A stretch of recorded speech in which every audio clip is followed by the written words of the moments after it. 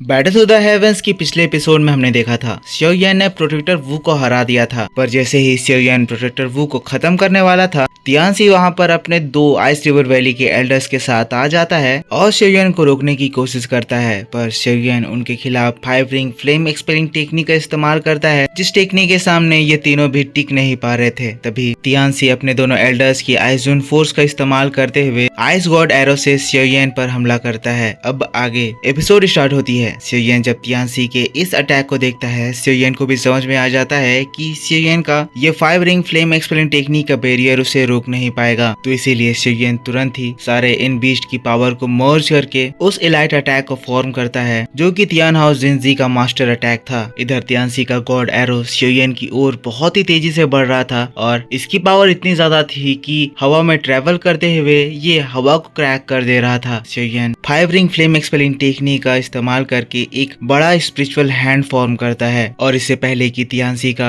Ice God arrow xiaoyan तक पहुंचता, उन स्पिरिचुअल हैंड से xiaoyan उस एरो को ही पकड़ लेता है। ये दोनों ही अटैक इतने ज्यादा स्ट्रॉन्ग थे कि इससे निकलने वाली एनर्जी पूरे एरिया में तबाही मचा देती है। ये सिटी बर्बाद होने लगता है, यहाँ की जमीनें फटने लगती है। पर इधर xiaoyan के साइड हम देखते हैं कि xiaoyan की इस अटैक को यूज करने के बावजूद भी वो आइस गॉड एरो है उसको रोकने में xiaoyan को दिक्कत हो रही थी। जैसा कि ये आइस गॉड एरो है, ये आइस गॉड एरो इन तीनों एल्डर्स के आइस जून फोर्स से मिलकर बना हुआ है। इस वजह से इस एरो की जो आइस जून फोर्स का लेवल है वो बहुत ज्यादा बढ़ गया है। इसी वजह से जो आइस जून फोर्स है वो xiaoyan के इस स्पिरिचुअल हैंड में भी अफेक्ट करता है, और धीरे धीरे करके एक हाथ में बर्फ की एक स्ट्रॉन्ग लेयर चढ़ने लगती है। अब जब बर्फ की एक स्ट्रॉन्ग लेयर चढ़ गई है तो एक हाथ बहुत ही ज्यादा कमजोर हो गया है और उसे तोड़ना बहुत ही ज्यादा आसान हो गया है। पर क्योंकि xiaoyan का दूसरा हैंड फ्री है, इसीलिए xiaoyan अभी भी उस आइस गॉड एरो को रोक पा रहा है। पर यहाँ पर एक दिक्कत ये भी आ गई है कि xiaoyan को ये रियलाइज हुआ है कि स्काई फायर 3 मिस्टीरियस चेंज का जो इफेक्ट है वो xiaoyan के बॉडी में थोड़ी देर में खत्म होने वाला है, और xiaoyan को इस टेक्निक के खत्म होने से पहले इस तियानसी और उस प्रोटेक्टर वू को भी निपटाना होगा, वरना xiaoyan बहुत बड़ी प्रॉब्लम में पड़ जाएगा। इसीलिए xiaoyan एक बार फिर से अपनी पूरी ताकत लगाता है और उस आइस गॉड एरो को डिस्ट्रॉय करने की कोशिश करता है। पर यहाँ तियानसी को ये रियलाइज हो जाता है कि xiaoyan का स्काई फायर 3 मिस्टीरियस चेंज का इफेक्ट कम हो रहा है, इसीलिए वो भी अपनी पूरी ताकत लगाकर xiaoyan के ऊपर आइस गॉड एरो को हिट करवाना चाह रहा है। पर तभी हम देखते हैं xiaoyan के स्पिरिचुअल हैंड जो आइस जून फोर्स से जम गए थे वो क्रैक होने लगते हैं, और फिर एक जोरदार धमाका होता है। धमाके में वो आइस गॉड एरो भी डिस्ट्रॉय होता है। पर इस डिस्ट्रक्शन को देखकर तियानसी बहुत ज्यादा खुश हो जाता है, ये सोचकर कि शायद xiaoyan अपने पट गया है। पर उसकी खुशी ज्यादा देर तक चलती नहीं है, क्योंकि तभी ब्लास्ट के उस फॉग से लाइटनिंग स्पीड में एक पर्सन तियानसी के पास पहुंच जाता है, जिसके हाथों में एंग्री बुद्धा लोटस अटैक होता है। ये हमारा xiaoyan था, जो कि तियानसी तक पहुंचते ही एंग्री बुद्धा लोटस अटैक से तियानसी के ऊपर हमला कर देता है। और फिर क्या था, हम लोग इस एंग्री बुद्धा एक्सटर्मिनेशन लोटस का कमाल देखते हैं। पूरा का पूरा ये आसमान बड़े से एंग्री बुद्धा एक्सटर्मिनेशन लोटस से फिल हो जाता है, और एक ऐसा धमाका होता है जिसमें हम लोग तियानसी को देखते हैं जो कि बहुत ज्यादा इंजर्ड होकर एक पहाड़ में गिर जाता है। तियानसी के साथ जो दो एल्डर थे वो तो इस अटैक के पावर को सस्टेन ही नहीं कर पाते हैं, उनकी तो उसी समय डेथ हो जाती है। पर तियानसी की भी हालत इतनी ज्यादा खराब हो गई है कि वो भी अब दोबारा उठ नहीं पा रहा है। xiaoyan की ऐसी पावर को देखकर वहाँ नीचे खड़े सभी लोग बहुत ही ज्यादा शॉक्ड हो गए हैं। ये फैमिली के लोग कह रहे हैं, क्या ये लड़का आइस रिवर वैली की तीनों अपर क्लास के एल्डर्स को हरा दिया है? ये लड़का अभी भी थाउज़ों के 2 स्टार लेवल पर था। इस लेवल में होते हुए अगर ये ऐसा कमाल कर सकता है तो आगे जाकर ये कैसा कमाल करेगा। इधर हम लोगों को xiaoyan को दिखाया जाता है जिसकी हालत खराब हो गई है। पता चलता है स्काई फायर 3 मिस्टीरियस चेंज का इफेक्ट अब xiaoyan के बॉडी से खत्म हो चुका है, और स्काई फायर 3 मिस्टीरियस चेंज के इफेक्ट से xiaoyan की बॉडी भी बहुत ज्यादा इंजर्ड हो गई है। पर ये एकदम हीरो की तरह अपने आप को संभाले हवा में फ्लोट कर रहा है। ये फैमिली का जो फर्स्ट एल्डर है वो कहता है, अब मुझे विश्वास हो गया है मिस्टर xiaoyan ही वो पर्सन है जो कि हमारी ये फैमिली को फिर से उभार सकते हैं। xiaoyan खुद को संभालता है, फिर उसकी नजर प्रोटेक्टर वू की ओर जाती है। प्रोटेक्टर वू जो कि दूर खड़ा है, xiaoyan के ऐसे अटैक को देखकर घबरा गया है। xiaoyan प्रोटेक्टर वू को मारने के लिए बढ़ता है, पर xiaoyan अपनी एनर्जी को एक्टिवेट करता है। वैसे ही xiaoyan की बॉडी में उसे एक स्ट्रॉन्ग बैकलैश फील होता है। xiaoyan की बॉडी अंदर से इतनी ज्यादा इंजर्ड हो गई है कि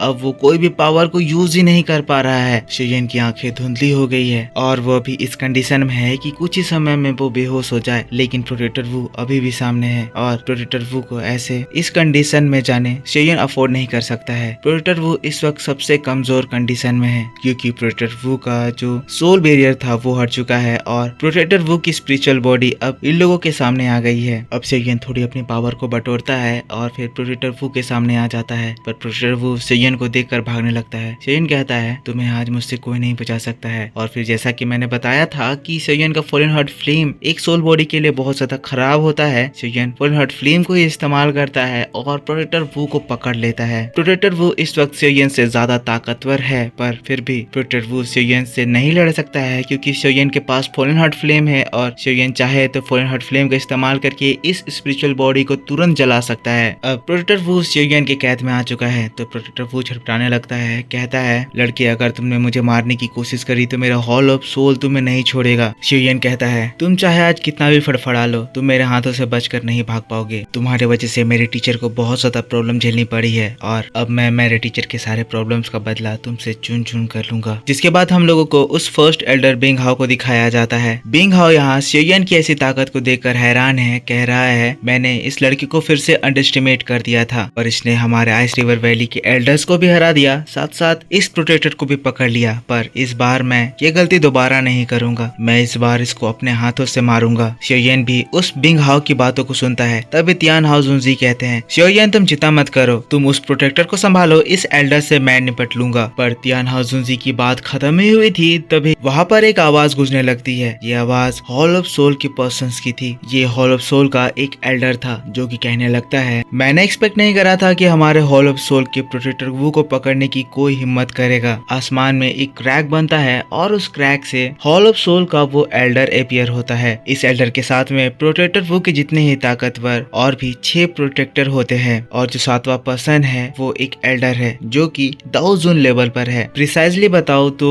इसका नाम किंग हाई है और ये दाओ जुन के 2 स्टार लेवल पर है। किंग हाई को देखकर शेयन और तियान हाओ जुनजी दोनों ही शॉक्ड हो जाते हैं। किंग हाई जो यहाँ पर आ गया है इसके आते ही अब कंडीशन शेयन के लिए अनफेवरेबल हो गया है और बिना किसी एक्सटर्नल हेल्प के शेयन इस सिचुएशन से निकल कर नहीं भाग सकता है। किंग हाई कहता है मैं एक इम्पोर्टेंट मिशन कर रहा था तभी मुझे हेल्प का एक कॉल आया। मैं भी देखना चाहता हूँ कि हमारे हॉल ऑफ सोल के लिए कौन पर्सन खतरा साबित हो रहा है। तभी शेयन के हाथों में वो प्रोटेक्टर वू है। फड़फड़ाते हुए कहता है किंग हाई ये वही शेयन है जो कि उस याओलाओ प्रोटेक्टर वू की बात खत्म ही हुई थी कि शेयन प्रोटेक्टर वू को जबरदस्ती अपने स्टोरेज रिंग में कैद कर लेता है। अब किंग हाई ये देखकर शेयन की ओर देखते हुए कहता है अच्छा तो तुम शेयन हो, वही शेयन जिसको मेरा हॉल ऑफ सोल पकड़ने के लिए टारगेट कर रहा है। तुमने मेरी आंखों के सामने हमारे प्रोटेक्टर को कैद कर लिया, इतना ज्यादा घमंड, तुम्हें इसकी सजा जरूर मिलेगी। अब तुम्हें मेरे साथ मेरे हॉल ऑफ सोल चलना होगा जहाँ पर तुम्हारे इस एरोगेंस का हम लोग तुम्हें सजा देंगे। किंग हाई वहाँ से टेलीपोर्ट करता है, शेयन के सामने अपीयर होता है पर शेयन वहाँ से टेलीपोर्ट करके भाग जाता है। शेयन की किंग हाई के सामने कोई भी औकात नहीं है, इसीलिए वहाँ से भागने के अलावा शेयन के पास कोई ऑप्शन नहीं है। तियान हाओ जुनजी किंग हाई को रोकने के लिए उसकी ओर अटैक करते हैं पर तियान हाओ जुनजी को बिंग हाओ रोक देता है। बिंग हाओ कहता है किंग हाओ आप उस लड़के शेयन को पकड़ लीजिए, इस तियान हाओ जुनजी को मैं निपटा लूंगा। दोनों उस जगह फाइट करने लगते हैं। शेयन वहाँ से भागने लगता है लेकिन किंग हाओ बिना कोई भी एफर्ट लगाए तुरंत ही शेयन के आगे पहुंच जाता है, अपने हाथों को बढ़ाता है और एक बहुत ही स्ट्रॉन्ग सोल केज शेयन को कैद कर लेता है। किंग हाओ कहने लगता है लड़के हमारे हॉल ऑफ सोल में चलो, वहाँ पर हमारे बंदी बन के रहो जैसे तुम्हारे टीचर हमारे बंदी हैं। पर शेयन कहता है अगर मैं मर भी जाऊं तब भी मैं तुम्हारे साथ नहीं आऊंगा। फिर शेयन अपने तीनों फ्लेम को अलग करते हुए तीनों फ्लेम के फ्यूजन से एंग्री